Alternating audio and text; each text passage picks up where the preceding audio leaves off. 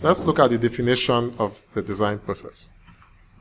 Simply put, design process is a structured and systematic way of solving problems. And this is one thing that makes design stand out from every other kind of artistic expression. Because this design process is different from just producing art for art's sake. Artists, they can produce anything. They don't need to follow any process. The rules are not stringent. And the interpretation of the art is always dependent on the artist. For design, for you to come up with a design, you have to follow a systematic process, almost like the way you come out with a research solution. So design also follows a very structured and systematic way of solving problems. So whenever somebody asks you to make a design, we expect you to follow a process. And throughout your stay in the School of Architecture, what we'll be judging you on is how you have followed the design process effectively. So on your screen, you can see a breakdown of the design process. The design process always starts with a brief. And the quality of your design solution at the end of the day will be dependent on the quality of your design brief. So whenever you are given something to design, you should ask all the questions you can ask, because the brief is always the starting point of the design, and the brief should be able to tell you the goal of the design.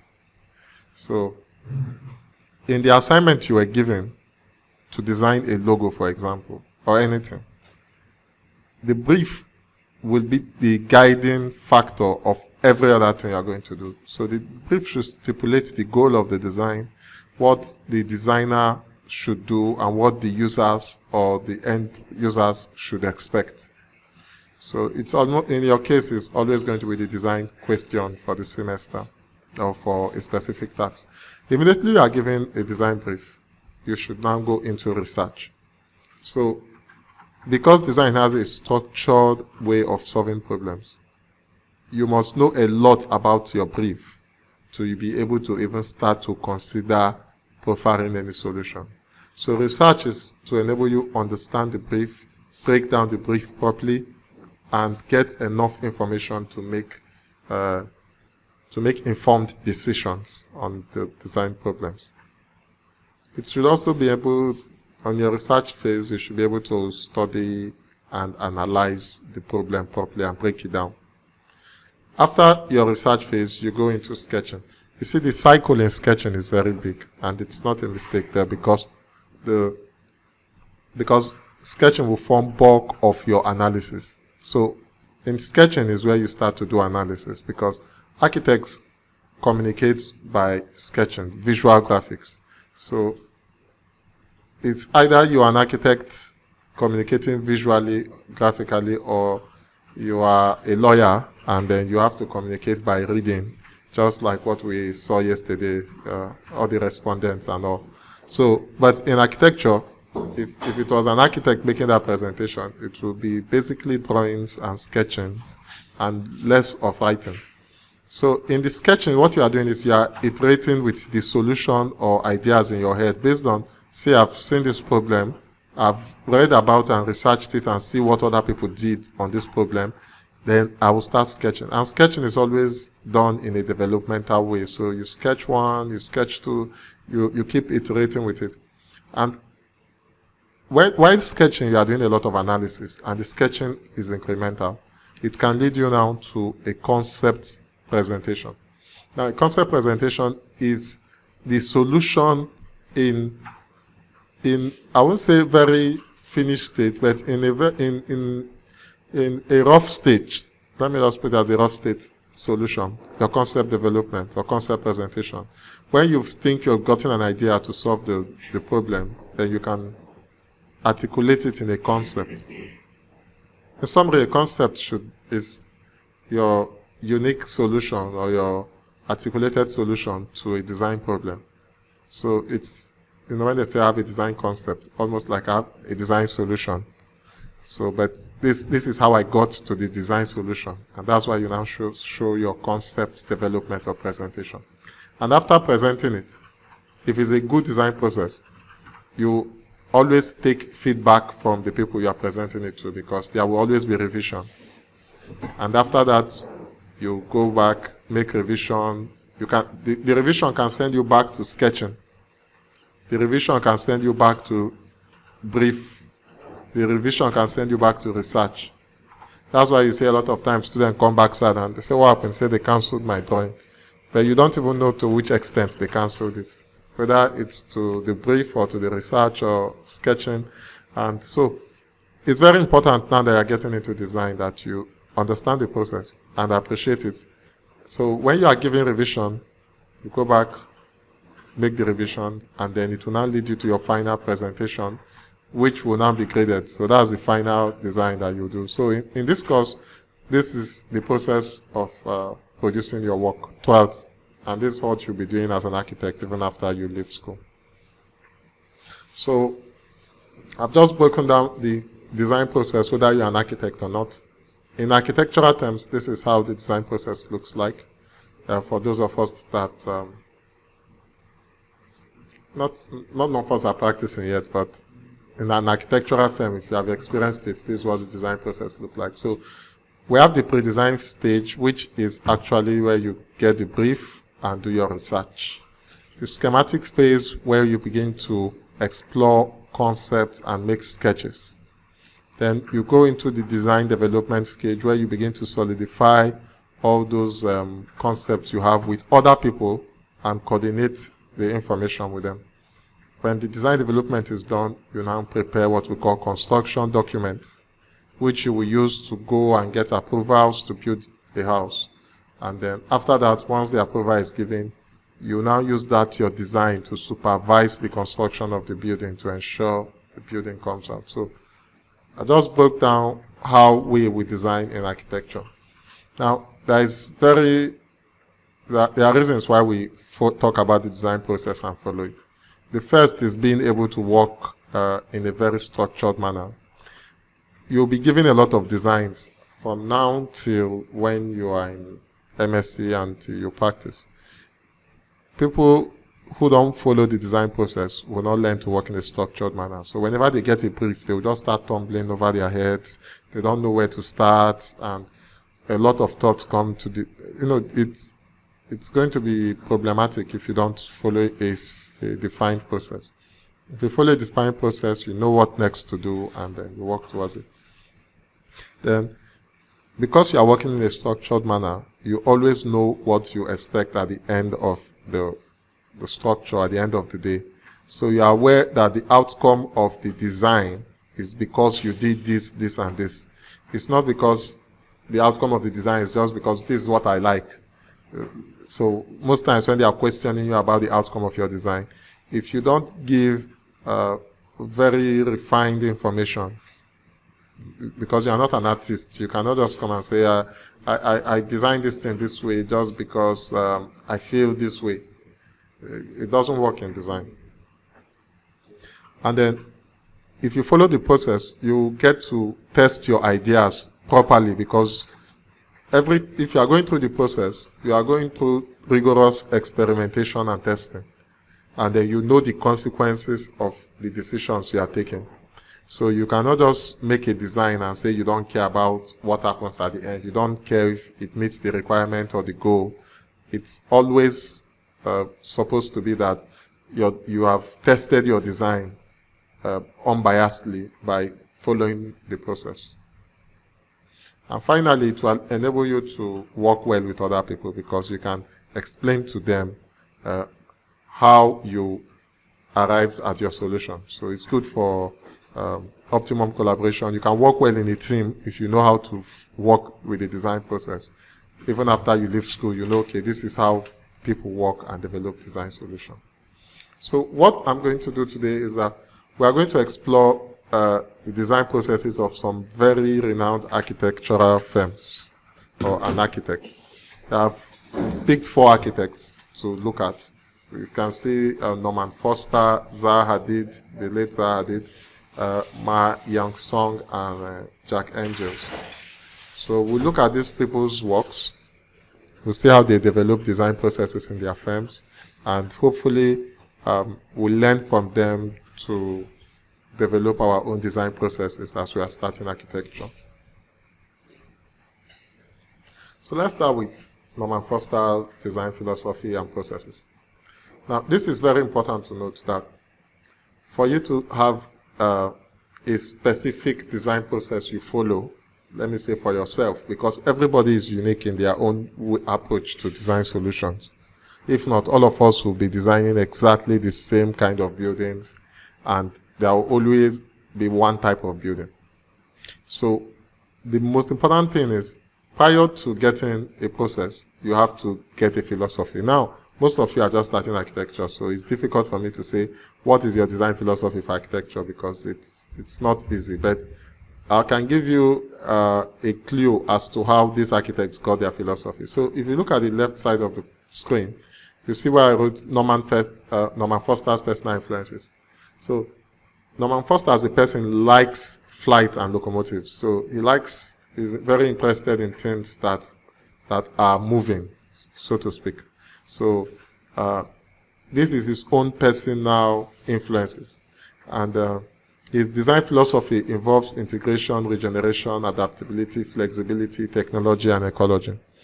Now, how do you develop a philosophy? You can start with your personal influences, because all of us have different personal influences. So you can look at the things that appeal to you most, and then you can integrate those your interests with some design problems.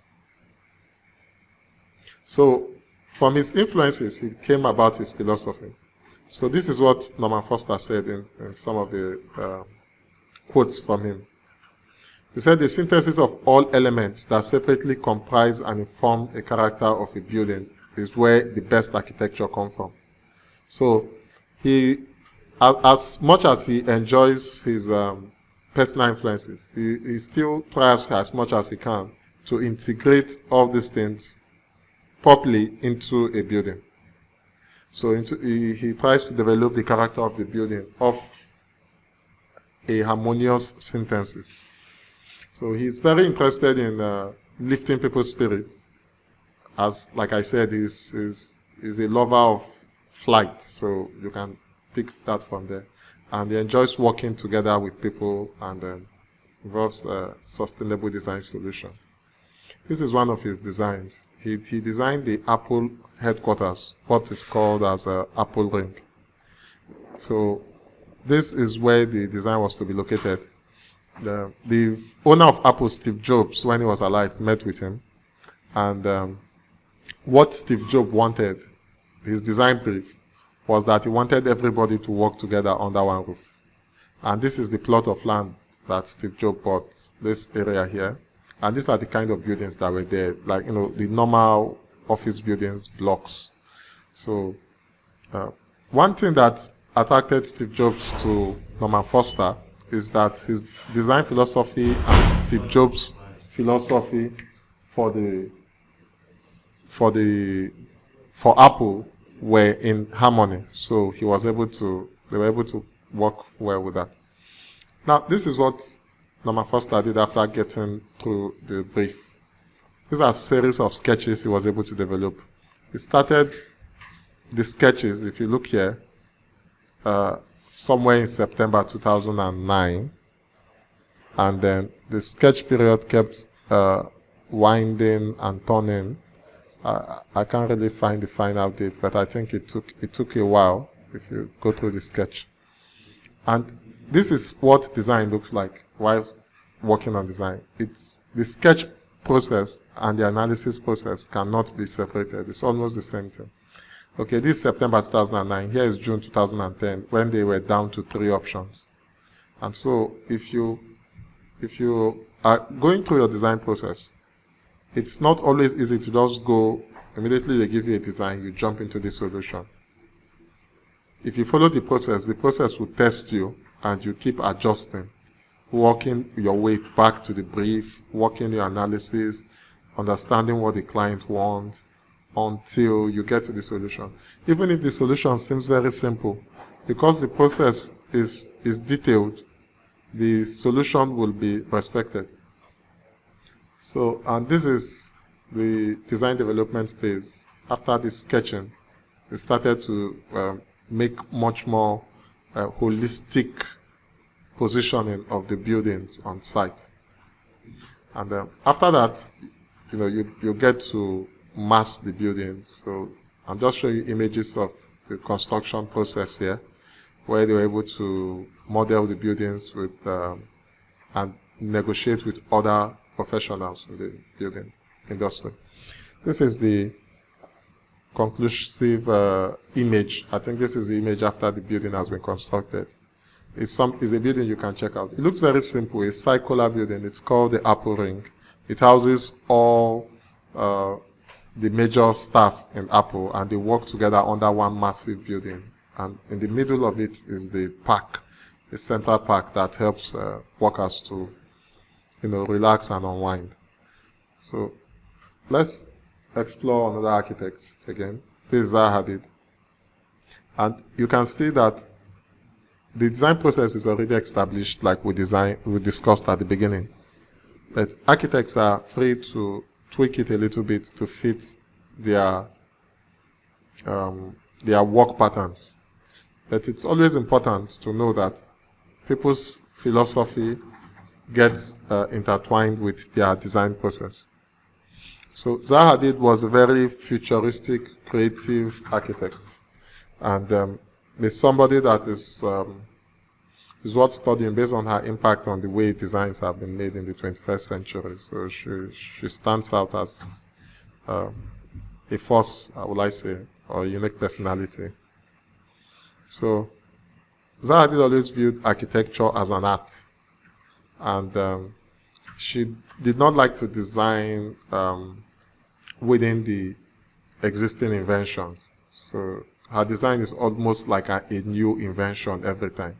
And she always likes to combine art, nature, and architecture. So this influence. I'm just reading to her philosophy, which came about from her influences, because she grew up in Iraq, and the way their Arabic writings are.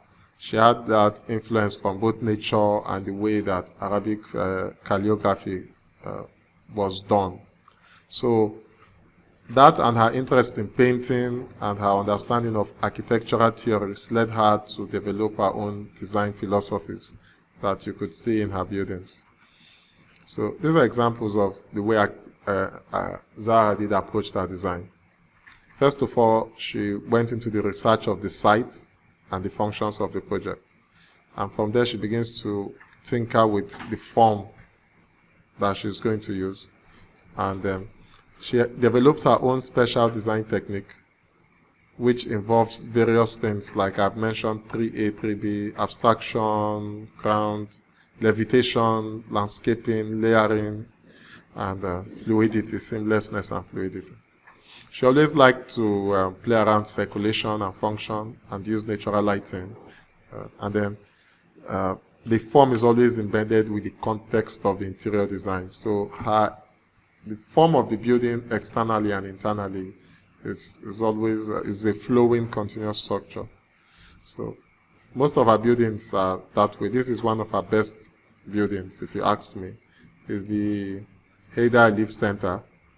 And the clients wanted something that can lead the country into a future, sort of, show the countries, make it as a place to visit. And these are the sketches from Zaha Hadid's. This is not for the Haida Live Center, I didn't see that, but these are some of our sketches.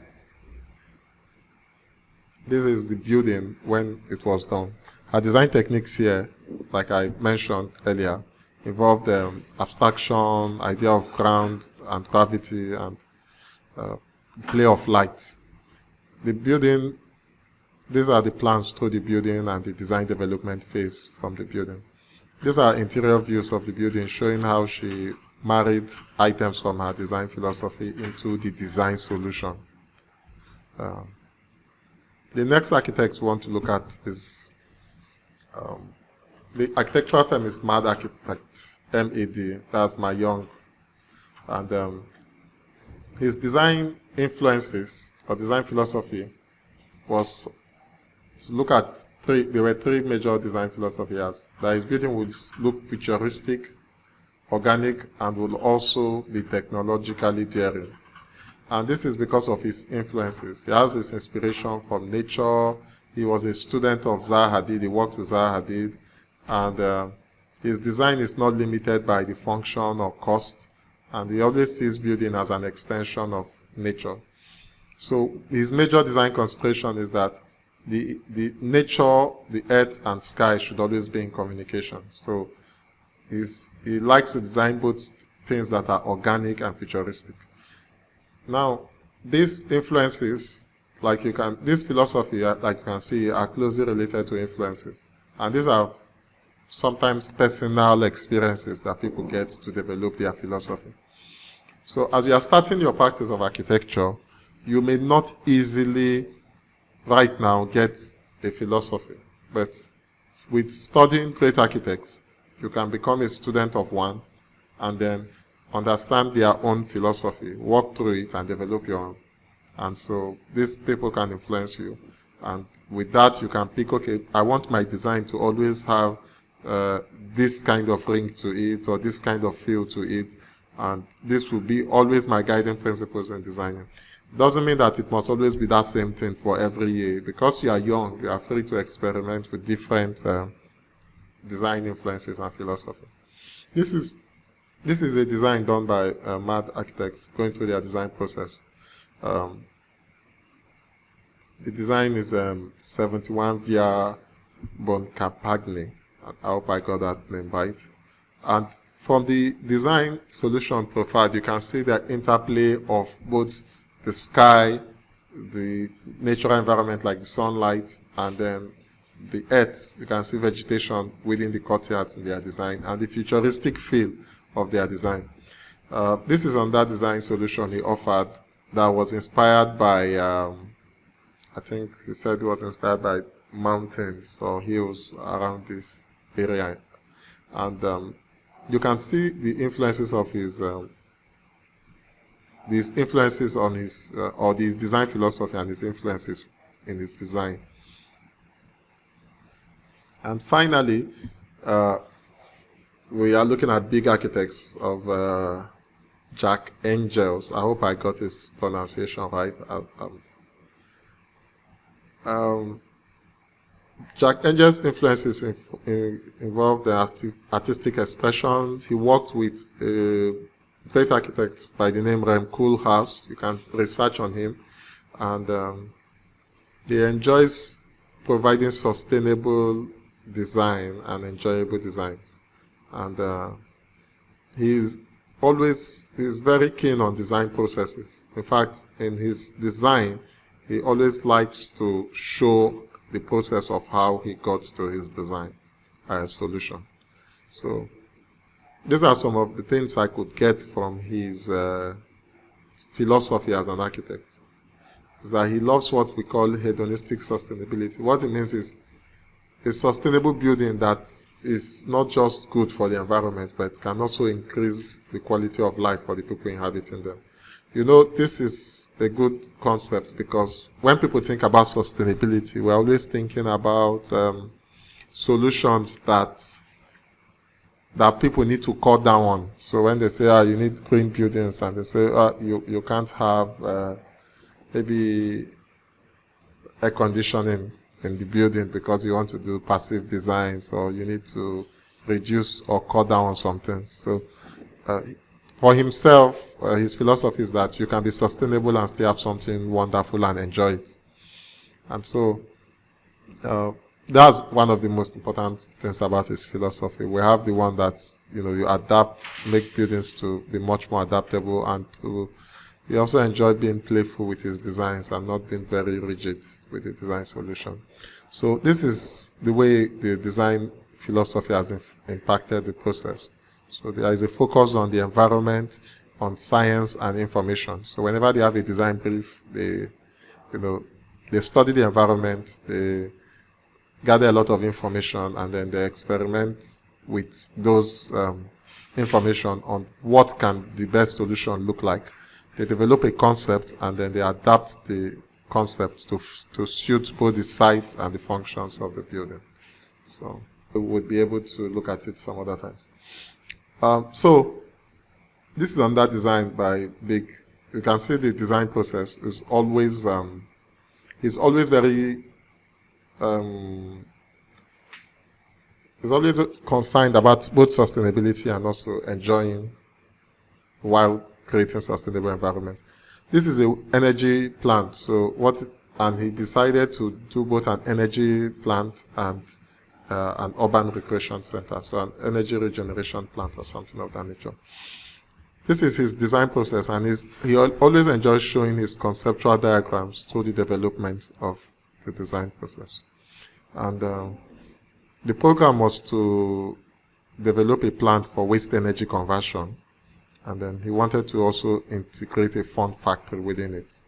And he did a design for a facade that can allow people to ski through, the roof of the facade. So he created a garden kind of thing on the facade with a slope access. So this is the finished design and the construction of it. This is another design process of a hotel he did. And you can see the design process through the hotel. So the hotel is like the different floors. He slapped it in the terrace. This is because I think it's on the edge of a hill. And then created a continuous circulation too. From these two design processes, I can make a guess that he enjoys people playing around on his roof or walking through the roof or creating a synergy between the roof and the floor plans. So you can see the design sketches or the 3D renders of the design where people can be able to play on the rooftop, slide through and move through it. This on that design where he created a twisted museum. And this is the design process for that. So there is a bridge. The museum is supposed to be on the bridge.